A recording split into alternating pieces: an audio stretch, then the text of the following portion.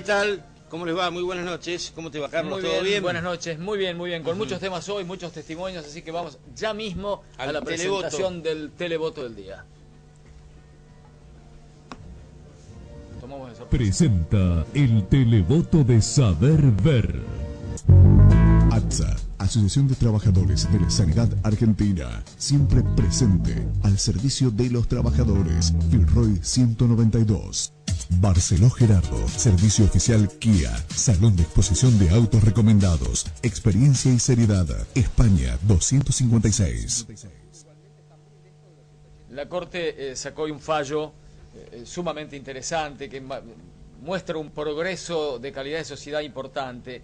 No habrá que pedir autorización a ningún juez cuando una mujer que quede embarazada producto de una violación desee abortar, y en los hospitales están obligados a concederle este derecho. La pregunta es si está de acuerdo con este fallo. Por el sí, 452-5207, por el no, 452-5072. Hay ya un comunicado muy opositor con respecto al fallo de la Corte por parte de la... Los teléfonos de la producción para opinar sobre lo que quiera opinar: 451-3900, 451-3900, 452-0756, 452-0756. Desde ayer está en Bahía Blanca una comisión de delitos complejos de la Policía de la Provincia de Buenos Aires, que vino de La Plata. Están haciendo un entrecruzamiento de llamadas con un sistema que es más moderno que el Excalibur, que se llama VAIC, que no sé si es una sigla o un nombre propio, V corta A I C. Y aparentemente han encontrado llamadas entre gente cercana a Colman y directivos de la Asociación Médica actuales y anteriores la noche del crimen de Glassman. Lo que podría derivar en algunas novedades impensadas muy pronto. Hay algunos nombres, o hay un nombre que no estaba, que no aparecía. Por lo menos está trascendiendo, ¿no? Como a modo de nexo, digamos. Exacto. Lo otro que quería decir, están acá los concejales Boscoff y Mendoza, enseguida hablamos con ellos. Sí, yo quiero decir algo, no sé si terminaste. No, de otra cosa quería hablar. No, yo quiero decir algo porque va a venir el tema de los 27 años de la explosión de Ingeniero White, con 22 muertos, en una ciudad que prácticamente no ha tenido cobertura. Nosotros somos un poco responsables también. No ha tenido una cobertura periodística pidiendo el esclarecimiento de este hecho que ha sido terrorífico, que fue terrible, en una ciudad que además de tener estos 22 muertos, con algo que todavía está impune, que no se sabe siquiera qué pasó, qué fue lo que provocó la... Sí, lo curioso es que ya en democracia, sin embargo, no había, me parece, este hábito sano de manifestarse públicamente, de reclamar desde el punto de vista comunitario en las calles por una cosa tan espantosa como esta. No ha habido otra parecida, felizmente. Ten en cuenta que en el 77, yo me acuerdo, en el 77... hubo una explosión y hubo muertos un cabo Castillo y otro cabo Rodríguez de la prefectura, que inclusive el cuerpo de uno de ellos lo encontraron al año, y después se repite otra explosión a los 7 años con 22 muertos y no sabemos qué pasó. En el medio otro incidente menor, pero hubo otro más. Exacto, sí. En una ciudad en donde además de estos 22 muertos con impunidad, hay más de 40 homicidios sin esclarecer. ¿Sí? Bien. Yo quería comentar rápidamente esto que me parece un signo de preocupación que es necesario alertar. ¿Cuál? El domingo en La Nación el periodista Carlos Pañi escribió un artículo donde objeta y pone el grito en el cielo porque el viceministro de Economía Axel Kicillof es marxista, dice, y porque además es judío y porque es nieto de un rabino que vino escapando de los pogroms. Eso puso. Y insiste con el judaísmo como si fuera un disvalor en sí mismo, lo cual marca una conducta antisemita que hoy la DAI en un comunicado lo puso en su sitio. Pero no solo eso, además se da en vísperas de los 20 años del atentado contra la Embajada de Israel, con lo cual el valor simbólico es un comentario editorial en La Nación. Un comentario editorial en contra del gobierno, firmado por Carlos Pañi. Y simultáneamente... está dando vueltas en la red de esos mails basura que circulan de cualquier cosa, uno que llega a la conclusión de que por vía materna Cristina Kirchner es judía, porque la engendró un vientre judío, por lo tanto es como si eso en sí mismo encarnara una situación a la que esos son mails que llegan anónimos, pero bueno, eso, el comentario de un diario como La Nación, nada más ni nada menos, justo a 20 años del atentado a la embajada. La verdad me parece que no es solamente el uso irrestricto de la libertad. No. Me parece que ya es una cuestión que excede. Por ahí el doctor Boscoff tiene alguna opinión, ¿no? Supongo. Yo creo que no hay que jugar con estos temas y que una democracia como la nuestra, la que pretendemos consolidar, debe intentar sobrepasarle el prejuicio. Me parece que hacer prejuicio es deleznable, ¿no? Cualquiera sea la variante. Y también puedo agregar como otro dato una situación generada en un partido de fútbol donde una hinchada la entendió contra la otra con una diatriba de neto carácter de Atlanta. Contra la hinchada de Atlanta. Lo cual revela una enfermedad social que si a veces está oculta, como muchos otros temas que hay que desmistificar, hay que ponerlos arriba de la mesa y tratar de contribuir a diluirlos a través de la educación, que es la única clave para este tema. Pero vuelvo a repetir, cuando esto se utiliza como un argumento de disvalor desde el punto de vista político, me parece que es gravísimo. Y Pañi también usó en el tema de críticas a las juventudes políticas, a la Cámpora y demás, el mismo argumento que usaban los militares para quedarse con los hijos de los desaparecidos, ¿no? Para salvar, para que no fueran ese germen del mal en el futuro, una cosa muy terrible. Es un seguimiento del árbol genealógico, a ver si encontraba algo. Pero aparte, Kisilov, marxista, que eso ya es una historia, y que sea nieto de un rabino como si eso encarnara en sí una situación que va a haber. Estamos muy mal, Estamos muy mal. O nosotros no estamos tan mal. Hay gente que está muy mal, Es altamente peligroso. Lo que pasa es que esto se enmarca en una lucha, en una puja de intereses, donde los sectores poderosos, privilegiados del país, que siempre han sido defendidos y son aún hoy por Clarín, La Nación y Perfil, están en una fuerte disputa con el gobierno que presuntamente con acciones políticas interfiere en esos negocios, en esos intereses, y entonces parece que cualquier cosa viene bien como para pelear en esa lucha, ¿no? Es peligroso. Y se le han encontrado al editorial de Pañi frases textuales que usaban contra los montoneros y la subversión en la época del terrorismo de Estado, el mismo diario, ¿no? Como que han ido corte y pegue desde el archivo, lo cual es verdaderamente espantoso. Bueno, yo el otro día, ¿cómo se llama? García, el que trabajaba en el ámbito financiero. Roberto García, el que habla de un avión. Claro, hay ahora, exacto, no sé si lo viste con el tema del análisis de lo cuantitativo de la Cámpora, ¿no? Es decir, no se hace un análisis, independientemente de la opinión, de lo cualitativo. Sí, esto está bien, esto está mal, por esto. Es decir, se quiere criticar a la Cámpora porque supuestamente son menos que la juventud sindical, no sé, hablaba desde ese punto de vista, desde lo cuantitativo, sin analizar digamos, las propuestas, que pueden ser buenas o malas, pueden ser criticables. Hay 28.000 concejales, tienen 3. La Cámpora. Bueno, pero y eso no es. Pero eso no es un disvalor, eso es una cosa. Pero aún así, por eso no es que están arrasando con todo. No van a ser buenos si tienen 33.000, ni van a ser malos si tienen 3. Pero tampoco tienen. ¿Ustedes cuántos tienen? ¿Cuántos son? 6. ¿Y ustedes? 1. Bien. Bueno, y cuando eran 6 y 1 decíamos, que acá creo que lo hemos mencionado, bueno, no sé por qué Mendoza está afuera, si tienen mucho en común y seguramente van a. Pero no. Empezado el año legislativo, Mendoza ha tenido, no sé qué ingenioso decir, no soy meramente oposición, queremos ser alternativa, como marcando un punto que le permite por ahí en alguna circunstancia estar más cerca del oficialismo y en otra más cerca de la oposición. Y ha dicho que Integración Ciudadana dice una cosa en los medios y hace otra cosa en el recinto, y ahora se disputan la paternidad de Chara Plaza, que finalmente la firmó Bevilacqua. ¿Usted es más opositor de Boscov que del gobierno municipal? No, buenas noches. No, la verdad que yo no soy opositor de Boscov ni del gobierno municipal. Del gobierno municipal somos una alternativa, como bien lo decía Carlos hoy. Nosotros no somos oficialismo, ni estamos trabajando para el oficialismo. Nosotros somos una oposición, una alternativa responsable. ¿Qué quiere decir esto? Nosotros no votamos la fiscal impositiva, nosotros no votamos el presupuesto, pero no votamos por convicción. Y esto de no votarlo por convicción es llamar al intendente y decirle no te lo votamos por esto, porque creemos que el presupuesto es la política que va a llevar a cabo el intendente para su ciudad y el programa de gobierno que va a llevar, y nosotros no estamos de acuerdo, le marcamos los puntos en los cuales no estábamos de acuerdo. Sí votaron a favor de la caducidad del convenio con Plaza. Sí, y fuimos directamente al presidente del bloque de Frente para la Victoria, al presidente de la Comisión de Presupuesto y al intendente a decirle por qué no votábamos el presupuesto. Nosotros sabíamos como se charló en reunión de presidentes de bloque, de labor, que la nota estaba presentada, se dijo también, lo dijo Raúl, que había que hacer una nota enmendando esto, pero que podíamos seguir tratando el presupuesto. En eso se siguieron los acuerdos entre Integración Ciudadana, el Radicalismo y el Frente para la Victoria, para ver hasta dónde llegaban, qué estaban de acuerdo y qué no estaban de desacuerdo, cuáles artículos votaban y cuáles no.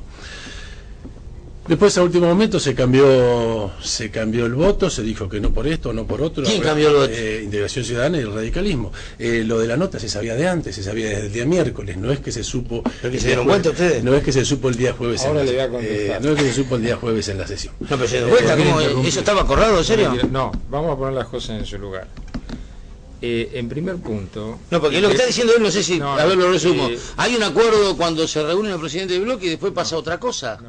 No cumple con lo pactado. Eso fue lo que cumple con lo pactado. Eso fue lo que pasó, y si no, pregúntele al presidente del bloque de Frente para la Victoria, pregúntele al presidente del bloque del PRO, de UDESO, y a lo de... Integración Ciudadana le plantea claramente al oficialismo de que necesitábamos, porque estamos hablando, vamos a aclararle a la audiencia el debate del presupuesto, porque si no, no sabe Sí, qué debate estamos del hablando. jueves pasado. Porque en la impositiva y en la fiscal también pasaron cosas, a las que me puedo referir después. ¿Cuánto fue el presupuesto votado, en definitiva? Pero ¿Cuántos vamos por millones? parte, porque lo importante viene en función de cómo se desarrolla esta cuestión. Integración Ciudadana lo que le plantea claramente al oficialismo es que en función de la reducción de la coparticipación, que ya había sido anunciada por la provincia, en función de que la ordenanza fiscal e impositiva, esta última en particular, había establecido un límite en la ABL hasta el 90% de incremento con relación a el 2011, esto reducía el total que se aportaba en materia de recursos. Consecuentemente era necesario que se explicaran claramente y por escrito los motivos de esa reducción.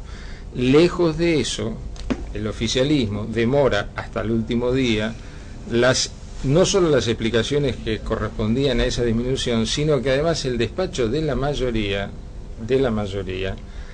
aumenta el total de los recursos. Nuestro bloque había trabajado sobre el presupuesto sin las explicaciones y sin las reducciones fijadas, porque evidentemente es al Ejecutivo al que le correspondía hacerlo. Lejos de eso, lo que hicieron, y nosotros alertamos sobre la circunstancia de que se estaba intentando aumentar los recursos, cuestión que el Consejo no puede hacer porque la ley lo impide.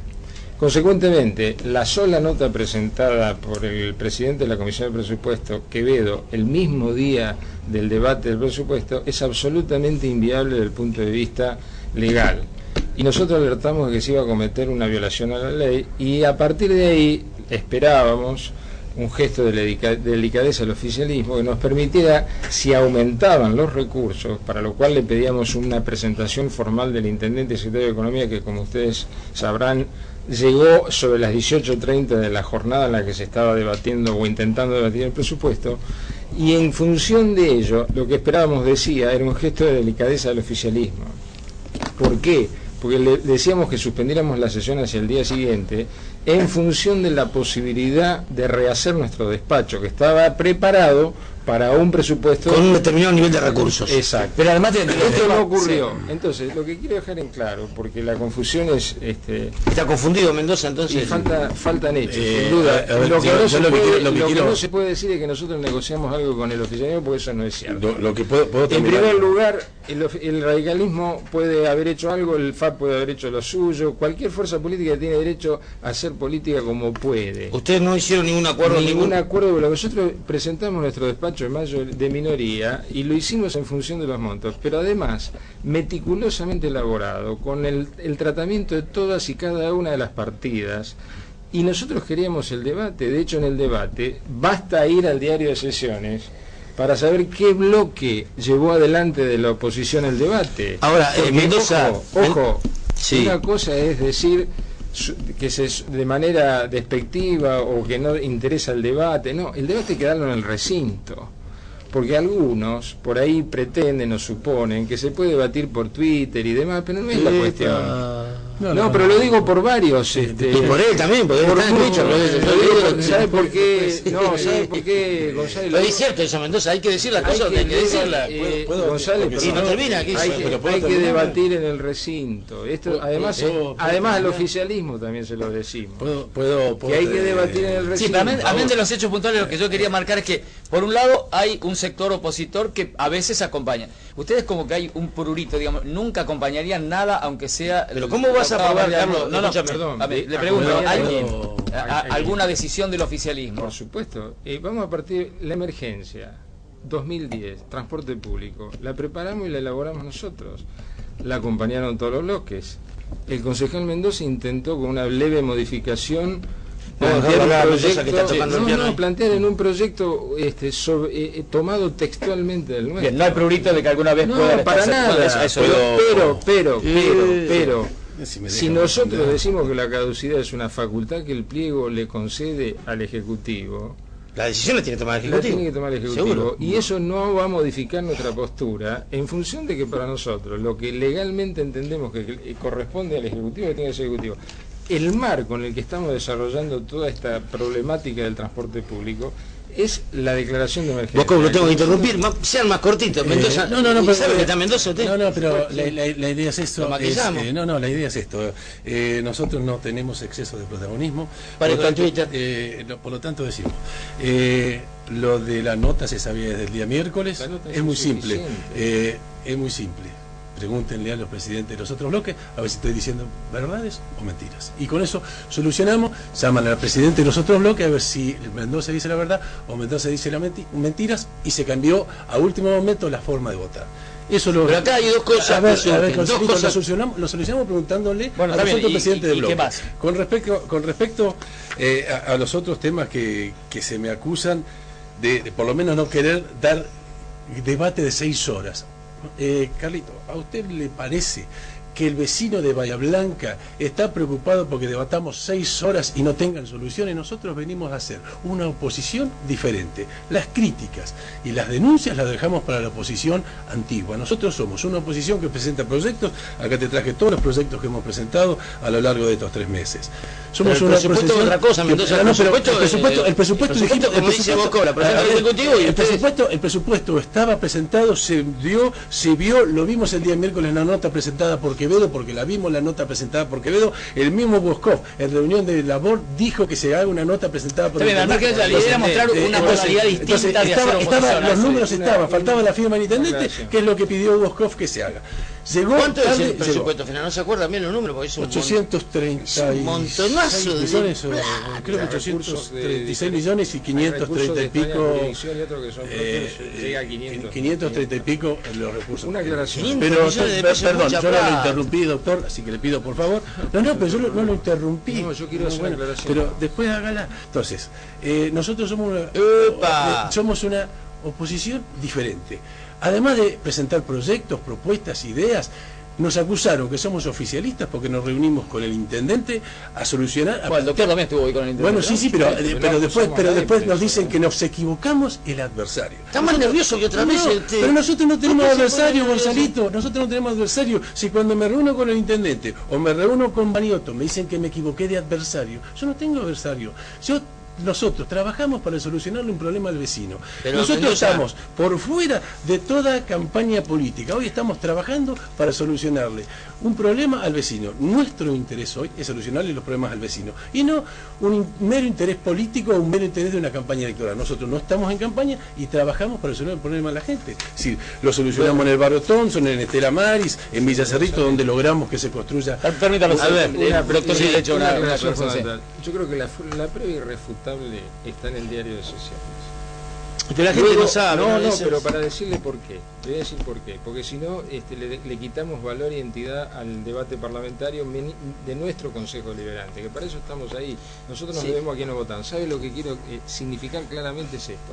Cuando nosotros planteamos que la nota tenía que venir por el aumento de los recursos firmados por el Intendente y el Secretario de Economía, el concejal Lemos de Unión Pro, que acompañó al oficialismo, agradeció en su intervención posterior al ingreso de la nota que hayamos sido nosotros desde la oposición lo que les hayamos marcado un error, que yo no lo atribuyo más que a eso, fue un error. Y en esto creo que estamos todos en claro. Liliana de Cerri dice, ¿qué pasó con el delegado de Cerri que le pegó a alguien en la municipalidad de Bahía Blanca? En 3 rounds de 2-1 el viernes que viene. Claudia del Centro felicita al doctor Boscoff, dice que siempre defiende a la ciudad. Las calles están desastrosas en Esmeralda, Alciena hasta Spur, dice Raúl de Thompson.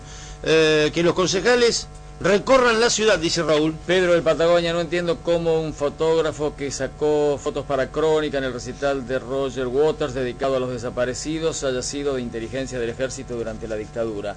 Y Esther de Noroeste, buenísimo que saquen a Plaza, y estaría bien que saquen algunos funcionarios que menciona acá. Acá David del Noroeste dice que tienen que hacer más. Mendoza no hizo mucho por las escuelas, dice David, y Boscoff dice que tienen los dos que ponerse a hacer algo. Bueno, con respecto a la caducidad, nosotros, que hoy me preguntabas, nosotros acompañamos la caducidad, por más que sabíamos que no era necesario que el Consejo Deliberante acompañe la caducidad, porque era... ¿Ustedes quieren que se vaya a Plaza, entonces? Nosotros queremos ¿Ustedes que se vaya a Plaza? Pero lo que queremos... Sí, la idea era que todo el arco sale. político le demuestre a Plaza y a Mayo que toda la oposición y el oficialismo quiere que Plaza se vaya.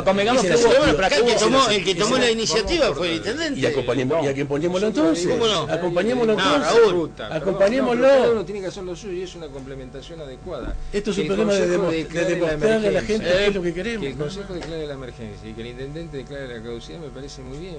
Ahora, en política no se hace lo que se quiere, se hace lo que se debe. Y muchas veces lo que se debe viene dicho por la ley, por los contratos. Pero entonces quería sacarse encima Plaza. Cuando se produjo, hubo como un enroscar el hilo en el carretel hasta la tragedia de 11. Cuando ahí ya no había alternativa. En el 2010, el intendente licenciado, que no parece ser responsable de nada, funcionarios actuales de esta administración, Breitestein, funcionarios actuales de esta administración que formaban parte de aquello, literalmente nos abucheaban, vilipendiaban y decían consideradamente de integración, integración ciudadana, decían, cuando planteamos la emergencia solos, absolutamente en el marco político, nadie se le ocurrió plantear la emergencia. Raúl, dejemos de lado la crítica a Breitestein, que está bien, bárbaro. Acá lo que hay que hacer es ver, está bien lo que hace Vilacqua, tenemos que seguirlo, lo apoyamos, ¿se va a Plaza o no? Por eso estamos evaluando todas las alternativas. Usted como hombre de derecho,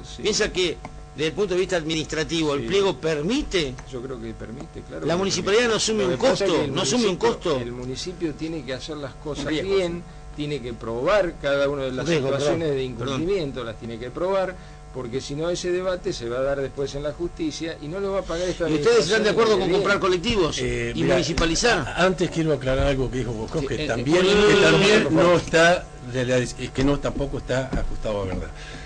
Y digo, cuando Boscoff presenta el proyecto, lo que declara es la vigencia de un programa de emergencia, que en el artículo 1 declaro la emergencia un programa de emergencia, que en el artículo 2 la vigencia de un programa que todavía no estaba creado. Nosotros lo que hicimos es poner la palabra declárese emergencia del transporte público. Los demás eran iguales, pero no se declaraba la emergencia, se declaraba la vigencia de un programa. La emergencia la declaramos nosotros porque no querían declarar la vigencia. La vigencia de un programa inexistente. No entiendo nada. No entiendo Boscoff nada. declaraba la vigencia de un programa inexistente. Si se va a poder viajar en colectivo, nosotros lo que queremos y acompañamos al intendente para que Plaza se vaya, porque creemos que es bueno un gesto político donde todo el arco político de Bahía Blanca le muestre a Plaza y a Mayo que no están haciendo las cosas bien, que sabíamos que no era necesario que lo apoyáramos, pero era necesario política y éticamente, y es lo que hicimos. Doctor, creo que lo que cierre, por favor. Sencillamente, nosotros estamos en el Consejo Deliberante para derrotar a los problemas y no para derrotar al oficialismo. Hemos aprendido de un maestro de la política como el doctor Alfonsín que en lo posible no hay que personalizar, que hay que criticar hechos y políticas, que cada uno envista contra quien ¿Usted se siente señalado por Mendoza por lo visto? No, para nada, pero lo que estoy diciendo es que tenemos mucho camino por delante y que tenemos que trabajar con seriedad, que la gente sabe lo que hace cada uno, lo que dice cada uno, lo que ha hecho antes cada uno y lo que se supone que va a hacer en el futuro. De manera tal que la oposición tiene diferentes matices. Nosotros, como alternativa a este gobierno, por algo estamos en la responsable situación de la segunda fuerza política, único partido local, frente a los dos grandes partidos tradicionales y sus desmembramientos, y me parece que es razonable, prudente y conveniente que sumemos esfuerzo. Habrá coincidencia, habrá disenso. Si yo me reúno con el intendente y le llevo algunas ideas porque le digo va a comprar los 10 colectivos SAPEM, los otros los va a comprar el municipio, ¿cómo se los transfiere a la SAPEM? La responsabilidad, de eso hablamos. ¿Quién va a asumir los costos? De manera tal que hay esta es una situación muy compleja y yo creo que hay que sumar siempre esfuerzo e ideas. Por hoy muchas gracias, habrá más visitas. Lo bueno es que eso lo hablamos hace 15 días con el intendente. Gracias. Nos vamos a la pausa y enseguida acá una historia de esas que pasaron hace muchos años que algunos dicen hay que terminar. Mira la carpeta que me dejó Mendoza. Ya verán ustedes que no hay que terminar con eso. Porque también bueno, pausa. Muy bien. Ya violencia de género.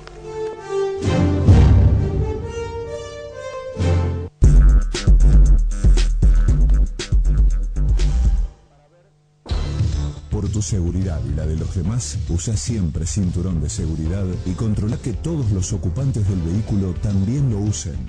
Bahía conduce. Gobierno de Bahía Blanca. Juntos podemos hacerlo mejor.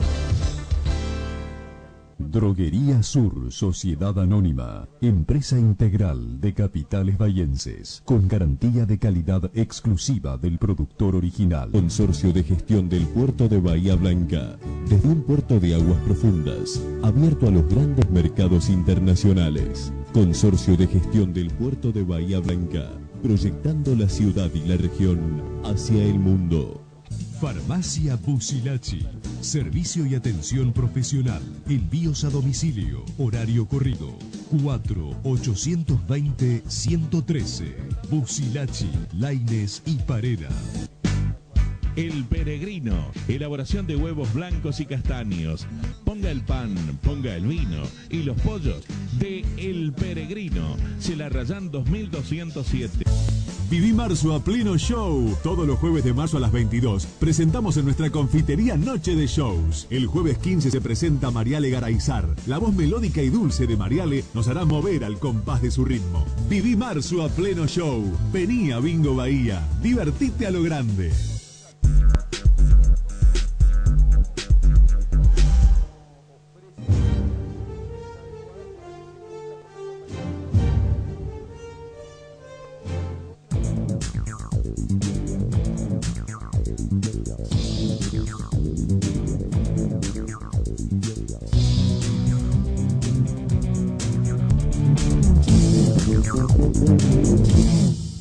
Gelardi SRL, concesionario oficial Honda para Bahía Blanca y la zona.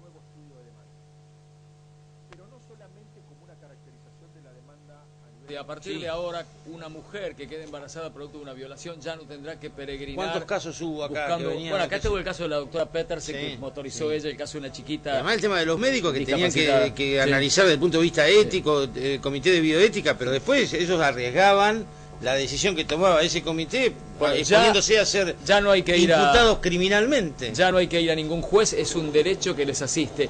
La pregunta del televoto es: ¿está de acuerdo con este fallo que marca jurisprudencia y que cambia las cosas de aquí en adelante? ¿El caso del patronato decís vos? ¿Cuál? Claro, tenés razón. Si está de acuerdo, tiene allí la alternativa 452-5207, por el no 452-5072. Son las cuestiones que hacen a construcción de ciudadanía en serio y a potenciar la sociedad hacia una modernización en el buen sentido. Es un gran fallo de la Corte. Son cambios notables. Esta Corte puede hacerlo, otra Corte no lo hubiera podido hacer jamás, ¿no? Los teléfonos de la producción: 451-3900, 452-0756. Una Corte donde su presidente Lorenzetti dijo el otro día que en el terrorismo de Estado, el Estado no respeta a los que piensan distinto. Y Clarín publicó: el Estado no respeta a los que piensan distinto. El juez de la Corte y la Nación lo mismo. El juez de la Corte aclaró: no, me refería al terrorismo de Estado, no ahora. La Nación lo aclaró chiquito, por ahí perdido. Clarín se olvidó. Entonces, para el lector de Clarín... pero en serio hizo declaraciones, ¿sí? Sí, se lo dijo en la inauguración del año judicial. Para el lector de Clarín, que mira la tapa de Clarín y se queda con eso, ¿qué dijo el juez el presidente de la Corte? Y cuestiona: este gobierno persigue a los que piensan distinto. No, hablaba de los 70. Hablaba de la época en que Alejandra Santucho perdió a su familia, como tantísima otra gente. Sus papás eran de acá, estaban circunstancialmente en La Plata, ella jugaba con la vecinita enfrente a los 10 años y eso le salvó la vida. Y pudiste ver, el otro día estuve leyendo la crónica, fuiste a declarar el juicio por el circuito Camps. El circuito Camps, sí. Pudiste ver cuando cuando presuntamente los ajusticiaban ahí, a tu hermanita de 14 se la llevaron y nunca más, bueno, sí se supo hasta hace un par de años que había sido de ella. Claro, sí, yo fui testigo, estábamos todos en la casa nuestra cuando, bueno, cayeron todos los efectivos a mi casa. ¿Vos mirabas desde enfrente? Sí, en realidad yo era chiquita, estaba jugando con una amiguita y bueno, nos gritan que nos metamos adentro, la mamá de la nena nos mete adentro de la casa de un brazo y mi mamá que alcanza a gritar de adentro de la casa que no tiren, que había chicos. ¿Qué edad tenía tu mamá? 35, 34. Y entonces, bueno, sale mi hermana Mónica de la casa de 14 años con mi hermanito de 2 y un bebé de una pareja que vivía con nosotros en esa casa. Bueno, le sacan los chicos, los dejan en la casa de un vecino y a Mónica la secuestran. 14 años. 14 años. La secuestran y se la llevan. Bueno, esa va a ser la última vez que la vemos. ¿Y tus papás murieron ahí mismo, sí, supones? Sí, porque yo puedo reconstruir después que en la entrada al cementerio, que son unos papeles que incluso yo llevé el otro día a Circuito Camps y se los dejé a Rosansky, a los jueces. ¿Qué papeles?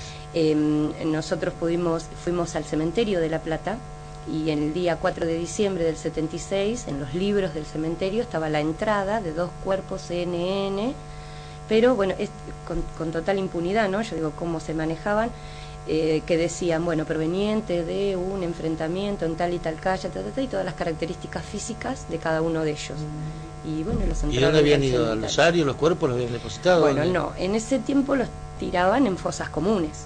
Eso era lo que... ¿Los encontraron los cuerpos de tus papás? No, pero ¿qué pasó? Antes de que venga la democracia, antes que termine la dictadura en el 82, lo que hacen en La Plata es abrir todas las fosas comunes y tirar los cuerpos al osario. O sea, esa última perversidad nos hicieron y no pudimos... Ahí no pudiste comprobar nada. No, yo lo que sí tengo la certeza es que están en el osario de La Plata. Contanos de tu hermanita, ¿qué pasó con ella? Bueno, Mónica, durante mucho tiempo, como yo relaté el otro día en el juicio, nosotros pensábamos que la tenían viva, que era imposible, porque iban a hacerle algo, ¿no?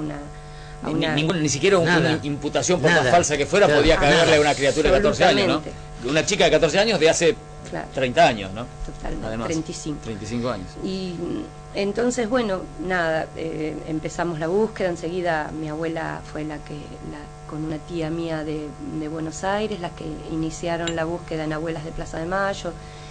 Y bueno, primero mi abuela siempre pensaba que bueno, cuando cumpliera los 18 la iban a dejar, que seguro estaba en un instituto, después cuando viniera la democracia, ¿no? Era toda una serie de autoengaño pobre que se iba haciendo hasta que empezaron a aparecer los primeros testimonios de los sobrevivientes que declararon desde el juicio a las juntas en adelante, que empezaron a declarar, donde habían estado con ella en campos clandestinos de detención que fueron en Comisaría Quinta y en Arana. Hubo otro caso, un nene de 14 que fue Floreal Avellaneda, también tenía 14 años ese chiquito. También bien, y entonces, aberraciones. ¿Y qué fue de tu hermana? Bueno, y los testimonios, bueno, indicaban que le daban el mismo trato que a cualquier adulto, había sido torturada, violada. Hoy justamente declaró una persona que, bueno, me van a traer el testimonio, ella no tiene valor para contarme, pero hoy declaró en Circuito Camps la señora, que fue la última que vio con vida a Mónica, que sabe cuando la vienen a buscar, cerca del 23 de enero, un mes y pico después, el 23 de enero del 77, y le dicen, agarra tus cosas que te vas a Bahía con tu abuela. Y bueno, esa es la última vez que la ven en ese lugar. ¿En qué lugar era? Comisaría Quinta. Quinta de La Plata. Ya había estado en Arana, porque había testigos que anteriormente la habían visto en Arana y después a Comisaría Quinta. Bueno, ahí termina el testimonio. Y esa señora que declaró hoy en La Plata escuchó eso allá por el 77, vio eso el 23 de enero del 77. ¿Y después? Entre el 20 y el 23.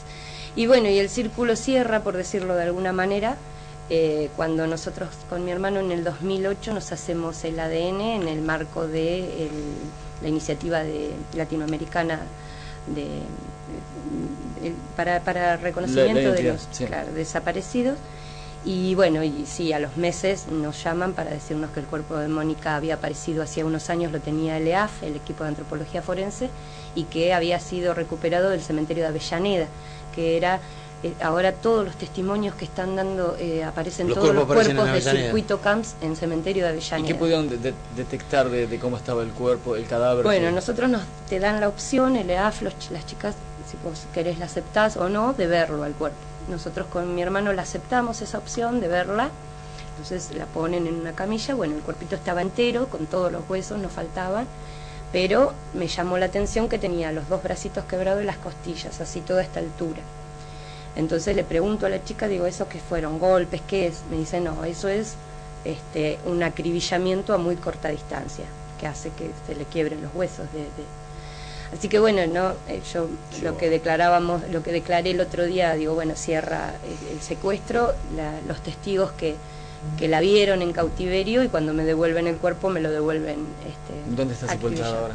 Está acá en el cementerio, acá la fuimos a buscar con mi hermano y la trajimos a Bahía en el 2009, el 14 de octubre del 2009 la trajimos a Bahía Blanca. ¿Qué diferencia en días, en tiempo, desde que mataron a tus padres y la muerte de tu hermana, que fue para mediados, fines de enero? Sí, un mes y pico, porque fue 3 de diciembre la secuestran y aparentemente por los testimonios entre el 20 y el 23 de enero la sacan. Y eso te pasó a los 10 años y de ahí en adelante, ¿eso te hizo crecer con bronca, con angustia, con dolor? Perdón, ¿vos fuiste a La Plata, al cementerio? ¿Estuviste el día que revisaron los papeles en el cementerio? No, consiguieron, no. Tenías 10 años, por eso.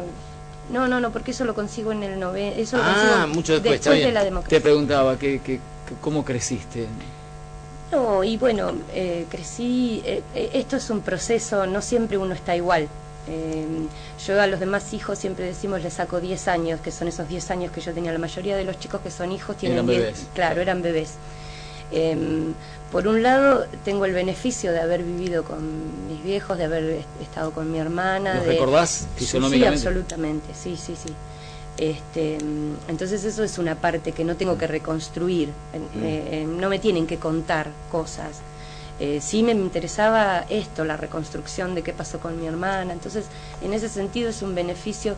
Y después, bueno, cuando asumí bien, porque bueno, no tuve una adolescencia muy feliz con toda esta parte, yo empecé la secundaria estando en dictadura, en una ciudad como Bahía Blanca, que no era, ¿no?, donde todo... Sí, no era la más propicia. No era ni bueno, la más propicia. ¿A qué escuela fuiste de la secundaria? En la secundaria fui 3 años a la técnica de White y después me cambié al Nacional a la noche, que ahí, bueno, reviví un poquito.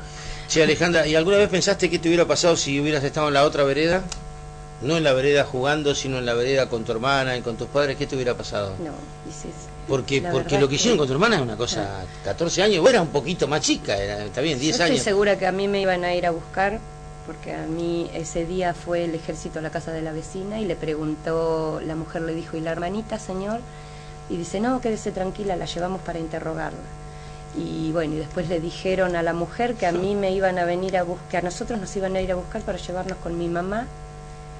Y, bueno, ¿Y qué hicieron? ¿Los escondieron o qué? No, después nos rescataron unos compañeros. Alejandra, cuando escuchás a la Nata decir, ¿por qué no se dejan de robar con los desaparecidos? ¿Qué te causa? No, de la Nata me causa gracia, porque era una persona que en su momento incluso me gustaba escucharlo y decía, bueno, no sé, ese cambio no logro descifrarlo, o hay que descifrarlo en otros términos, me parece que no es. Yo creo que hoy en día, yo siempre digo lo mismo, acá esto no lo justifica nadie, el que justifica esto o fue parte o fue cómplice. Nadie bien nacido puede justificar esto que estamos contando, nadie bien nacido, o fue parte o fue cómplice, no hay otra. Pero hoy tienen mucha más gente a favor, y más en Bahía, porque no sé, vos lo tenés que notar. Sí, eso. Sí, por supuesto, en los juicios lo notamos. Sí. Bahía es una ciudad rara, complicada. Sí, pero creo que, bueno, maduramos. Pero ante tamaña evidencia de como ciudad, como ciudad. Sí, maduramos como ciudad también. Gracias por el testimonio. No, por favor, al contrario. Vamos a ir a la pausa y vamos a evocar con protagonistas y gente cercana lo que pasó 27 años atrás, los 22 muertos en una explosión todavía hoy misteriosa. Vos nos decías que te acordás de eso. Sí, yo había venido del colegio, estaba en la vereda cuando se cortó la luz de golpe y en Guay, estabas en Guay. Fui testigo, lo vi. Sí, yo vivía en Boulevard. Bueno, enseguida con ellos, recuerdo el televoto, hay un fallo de la Corte, a partir de ahora toda mujer que quede embarazada producto de una violación debe pedir autorización a nadie más que decidir si quiere o no hacer un aborto, está de acuerdo, sí o no, 452-5207 y 452-5072, ya volvemos con el último tema de hoy.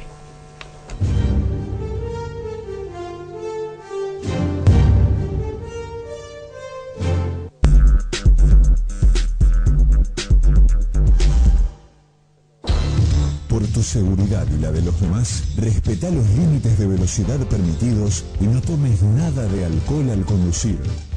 Bahía conduce. Gobierno de Bahía Blanca. Juntos podemos hacerlo mejor. Consorcio de Gestión del Puerto de Bahía Blanca. Desde un puerto de aguas profundas, abierto a los grandes mercados internacionales. Consorcio de Gestión del Puerto de Bahía Blanca. Proyectando la ciudad y la región hacia el mundo. El Peregrino, elaboración de huevos blancos y castaños.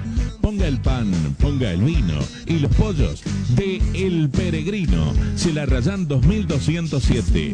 Farmacia Bucilachi. Servicio y atención profesional. Envíos a domicilio. Horario corrido. 4-820-113. Bucilachi, Laines y Parera. Cooperativa Ángel G. Borlengui, de trabajo, vivienda, consumo y crédito limitada. Bingo Bahía está en la web www.bingobahía.com. Novedades, promociones, espectáculos y más. www.bingobahía.com. Una nueva forma de estar comunicados. Seguinos en Twitter y Facebook.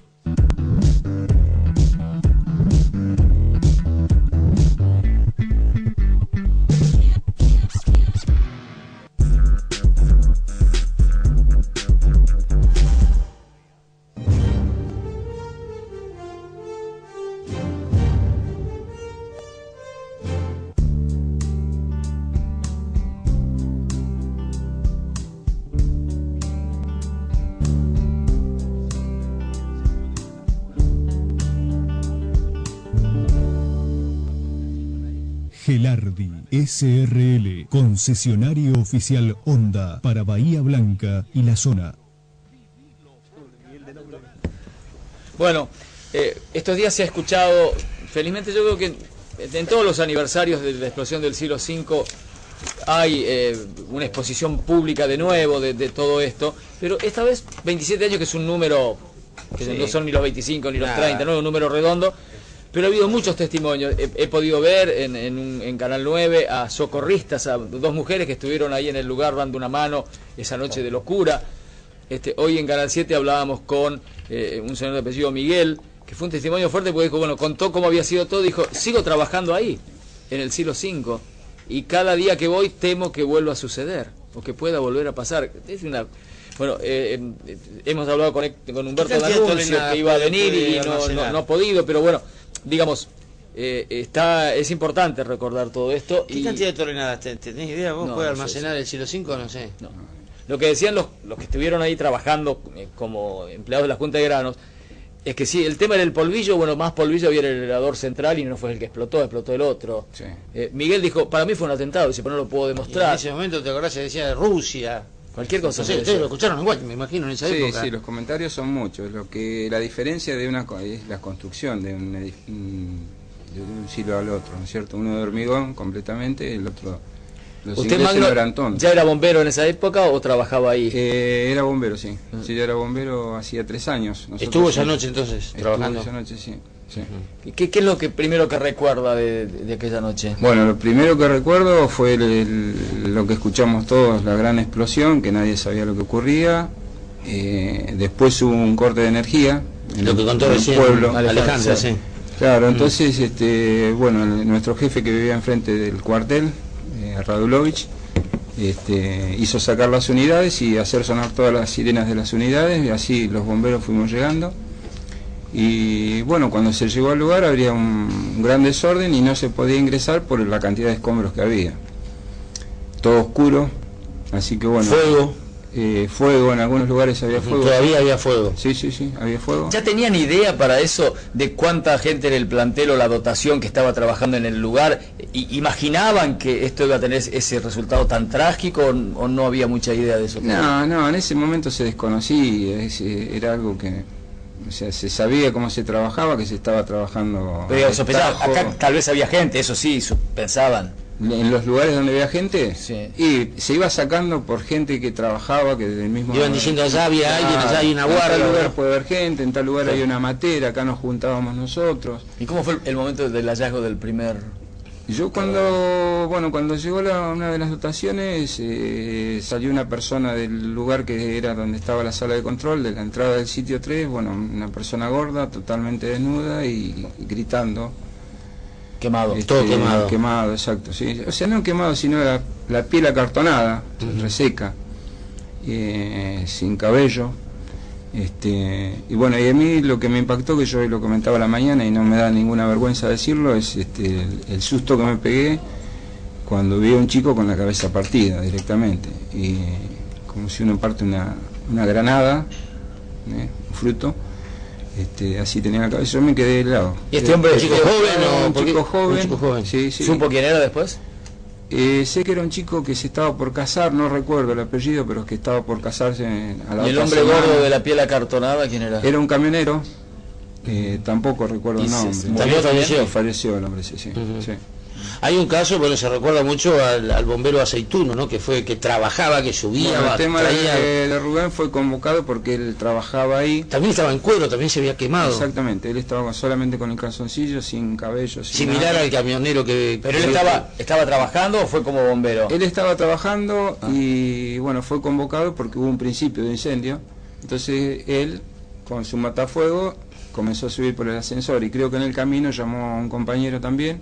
Iban los dos subiendo en el ascensor y bueno, cuando están a mitad de camino, ahí se produce la explosión. Por eso ellos quedan trabados con el ascensor y bueno, la deflagración. Y él en ese momento, es decir, no tenía dolor porque bueno, falleció el otro día. Él lo que decía que sentía mucho frío. Mucho frío. Mucho frío. Nos gritaba que muchachos, tengo frío, bájenme. Se logró bajar con la escalera en ese tiempo. ¿Y con qué lugar? ¿Con reflectores portátiles? ¿Cómo era una cosa caótica, no? Sí, se alumbraba con lo que teníamos.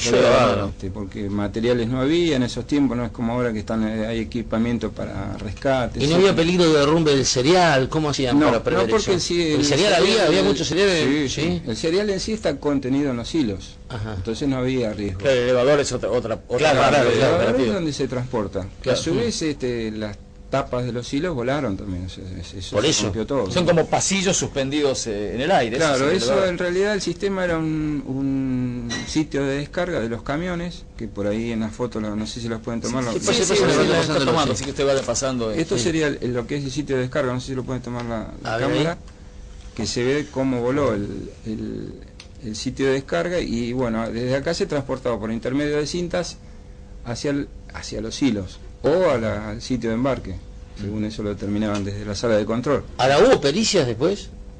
Porque sí, para especificar qué fue lo que pasó. El juez Álvarez Canales cierra la causa en el 86, o sea... ¿Un año después? 11 años después. 86. No, también un año después, un año después, sí, un año después. Sí.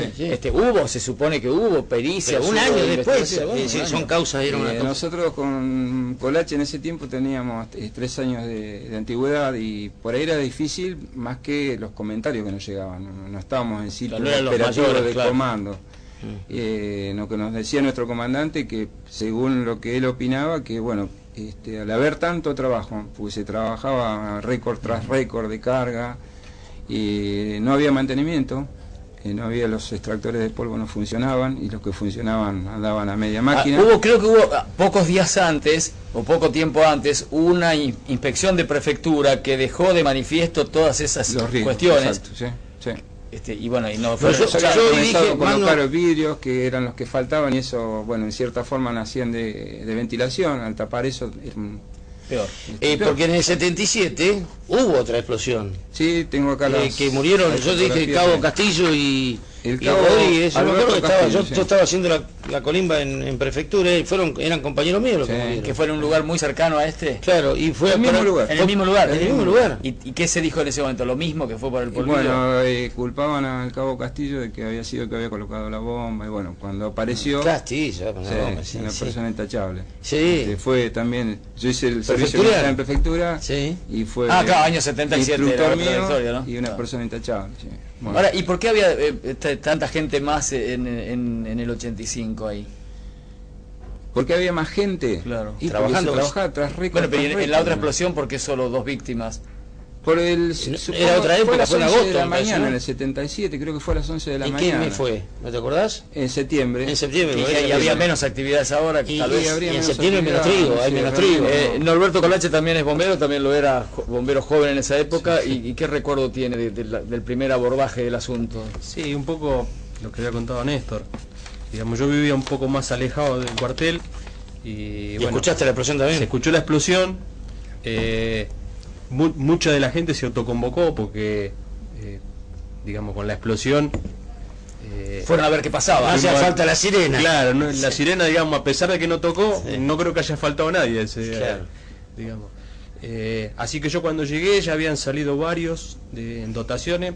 Yo fui, no me acuerdo si en un vehículo particular, alguien me llevó y ya se empezaba, como decía él, cuando llegamos a lo que es la entrada que está la garita ahora de lo que es la terminal, ya empezábamos a pisar escombros hasta esa zona. Me acuerdo un portón de entrada viejo, eso de ingleses caído, no sé, como a 100 metros del lugar. Era, sí, bueno. Era un ¿Pero panorama. quién daba orden? Porque ustedes, como bomberos nuevos, estaban habían recibido instrucción para apagar un incendio convencional, más o menos, supongo. Esto era otra cosa. No, esto era una cosa. De hecho, de ese año a hoy. Nunca más hubo una cosa algo parecido no hubo. Pero llega ahí, ¿cómo organizaban el rol de abordaje de la cuestión? Sí, en realidad yo creo que ayudó. Por empezar, que había 3 o 4 bomberos que eran empleados de la Junta. Entonces, que hicieron una primera. Y de alguna manera conocían los lugares por acá, porque en realidad no se sabía si las escaleras estaban. No se sabía había plano, no había nada. El objetivo que era encontrar cuerpos. El objetivo fue buscar gente, digamos, se dejó de lado incendio. ¿Y los familiares cómo hacían para contener a los familiares? Estaban todos contenidos por prefectura. Y gran parte estaban en el puente, sobre el puente de la Niña, observando todo lo que se realizaba. Porque la zona de ingreso es una y media acotada, o sea, no había manera que se filtre gente por muchos lados. Con respecto a lo que decías vos, antes de eso, seguramente el siniestro más importante fue el tanque de combustible el día que jugaron Olimpo y Galván, y Comercial en Galván. 69, sí. Claro, unos cuantos años antes. Claro, por eso, 20 años, 15 años antes, 16, sí. Y después de eso no hubo otro siniestro tan importante. En Cerri también fue grande. Comentario. Nosotros yo creo que lo que fue muy importante es que el jefe de ese momento, Radulovic, creo que era una especie de adelantado de la época, digamos. Un liderazgo impresionante. Claro, pues ahí también eso, porque no es cuestión de ir a tonta hacia loca a ver cómo ordenar una situación. Aparte uno en el andar nos hemos metido en lugares donde después uno al otro día cuando salió el sol y empieza a mirar con luz, ¿dónde estuvo? Dice, ¿dónde me metí? Porque había cosas que parecía que se iban a caer. El amanecer los encontró ahí. Sí, de hecho fue a la 1 de la mañana. Claro, sí. Después más o menos cuando estaba empezando a amanecer, ya ahí que se había normalizado todo. Ahí ya se empezó a hacer grupos, digamos, un grupo se fue a descansar, otro grupo se quedó trabajando, porque después creo que habían quedado 3-4 personas que terminaron apareciendo como a los 6 días. Eran los que estaban en la sala de control, que quedaron tapados. Hubo que empezar a mover cereal y escombros. Pero ya sabían que esas personas faltaban. Sí, incluso el hijo de uno de los jefes del lugar estaba en el lugar. Bueno, lo encontramos. En la anterior que yo dije, el cabo, uno era Castillo, que nombramos hoy, el otro era Rodríguez, apareció enterrado, o Castillo, al año. Castillo apareció después cuando comenzaron a dragar. Cuando lo dragado, más de un año. No, antes. No, porque no fue dragado en el muelle, la dársena esa. Ahí apareció el cuerpo. Estaba aplastado por una roca. Bueno, después de eso vino la investigación judicial que no llegó a nada. El juez cerró la causa diciendo que no pudo probar ni negligencia ni acción dolosa, lo dejó como un accidente, y vinieron los juicios civiles, las familias de las personas fallecidas cobraron algún dinero, y después curiosamente al no mucho tiempo más tarde vino el desguace de la Junta de Granos, porque también de algún modo esto mostraba que el Estado era incapaz de manejar una cosa. 8 años después más o menos. Pero digamos, fue una de las tantas cosas, ¿no? Los teléfonos que no andaban, que uno no se podía comunicar, la Junta de Granos que miraba el desastre, y después vino lo que vino. La estación de Guay, no nos olvidemos. La estación de Guay. También en el momento de revuelta con el ferrocarril. Claro. ¿Vos decís el incendio de la estación? Sí, el incendio de la estación fue terrible. ¿Qué situación? Ustedes guardan fotografías hasta por una cuestión de testimonio del propio cuerpo de bomberos, ¿no? Sí. Ustedes están preparados por ahí más que un vecino corriente para enfrentar situaciones adversas. Y Aceituno sin tanta emotividad, pero debe ser imposible sustraerse al dolor. Encima eran todos amigos, conocidos, cercanos, vecinos. Sí, Aceituno, ¿cuánto tiempo hacía? A mí por ahí lo que me está pasando ahora, yo cuando por ahí uno olfatea olor a cereal quemado, te viene la mente, esa tarde había mucha granza volando por Uruguay, o sea, ¿sí? Era previo. Esa tarde. ¿En serio? Sí. ¿Y te viene a la mente eso? Sí, yo cuando escucho que están quemando cereal, es un olor particular, me trae la imagen esa. ¿Se te viene a la mente? Sí. Lo que yo te preguntaba, ¿Aceituno cuánto hacía que estaba trabajando como bombero voluntario? Y bombero voluntario había 15 años más o menos que estaba dentro del cuerpo. ¿Qué edad tenía en esa época más o menos? Y tendría 29 años. Claro, la mayoría era gente joven, ¿no? Muy joven. A mí me era impresionó. El tutor nuestro, nosotros habíamos entrado hacía 3 años y él... ¿Y cómo era? Era un tipo valiente sin duda, ¿no? Sí, él vivía en el bulevar. Y cuando sonaba la sirena cruzaba en moto por las vías. Por la vía venía. Así que la locura de bombero, ¿no? O sea, no tomaba. Por toda la parrilla esa que hay ahí. Cruzaba por ahí con la moto. Y hay que dar una historia. Yo conozco algunas de las familias de estas personas, que bueno, nunca se han podido, que ha sufrido mucho. Conozco un par de señoras, de viudas, de personas que murieron ahí y es algo que nunca lo pudieron superar. Muy jóvenes. Muy jóvenes, con familia. 20 años, 18, 19 años. Sí, 25, 27, 30. 12 era Romero, ¿viste? ¿Te acordás Romero que estaba? Sí. 12 tenía el chico, 28, yo conocía a la madre, el padre. Así, ¿no? Y Horacio Miguel estaba por nacer su hija y no conoció a su padre. La hija, ¿Qué decías? No, que había uno de los que apareció último, el Carucha, jugaba conmigo al fútbol comercial. Habíamos jugado en las inferiores. Bueno, y con el plus, digamos, con el componente extra, tanto dolor del misterio, del no haber podido saber qué pasó, ¿no? Tal vez ojalá hubiera sido un accidente. Una de las por ahí de las cosas que estuvieron viendo nuestros jefes era que aparentemente lo que sucedió fue cuando lo llaman Aceituno hay un principio de incendio en una de los equipos rotativos, en un motor. Eso produce que se queme la goma que lleva los baldes que transportaba el cereal. Al quemarse esa goma caen algo así como 25 metros de cinta cargadas con cereal. Eso produce una gran expansión del polvillo. Bueno, sabemos que en todos lados que el polvillo es explosivo. Y el fuego que había pudo haber sido eso, pero no está certificado de manera hay mucha bibliografía en el mundo de eso puede planta de cereales que dice que eso puede pasar, que explotan por cereal, o sea, está demostrado. Pero bueno, quedó todo un halo de misterio que hace más doloroso todo, ¿no? Exacto. Un par de mensajes antes de irnos. Susana del Centro felicita a Alejandra Santucho por su fortaleza. Los represores se tienen que pudrir en la cárcel. Graciela del Centro dice felicita a Boscov por su trabajo en el Consejo. Alicia de San Francisco también dice que Boscov trabaja bien por los vecinos. Dice Alberto de Pedro Pico que Mendoza, el ámbito de discusión y debate es en la sesión del Consejo. Bueno, dice que lo de Plaza como que no alcanzaba con los pasajeros testigos, que hubo que esperar hasta ahora para que se fuera. Rodolfo de Villamite dice que el problema de los colectivos está en el fraude que hicieron el intendente, UTA, Plaza, una vergüenza. Fundieron a los locales para fortalecer a Plaza y a ellos mismos. Bien, y ahora un dato interesante, que hay una empresa local que está dando una mano grande y que es Fournier. Fournier va a asumir la responsabilidad de más líneas dentro de su posibilidad, otra parte va a comprar el municipio. Pero Fournier, que dentro de las dificultades ha sido la menos cuestionada por los usuarios, ahora hace un esfuerzo también, empresa local, dicho sea de paso, y va a dar una mano para que la cosa funcione, ojalá que sí. Televoto. El televoto esta noche era si está de acuerdo con esta decisión de la Corte, este fallo, que establece que toda mujer que quede embarazada víctima de una violación ya no tiene que pedir permiso a un juez, puede hacerlo por propia voluntad. ¿Qué dijo la gente que participó? Presenta el resultado del televoto. Musumeci, taller de carpintería, bajonizadas, puertas, ventanas, placares, pisos, cortinas de enrollar. Musumeci, taller de carpintería, Drago 976.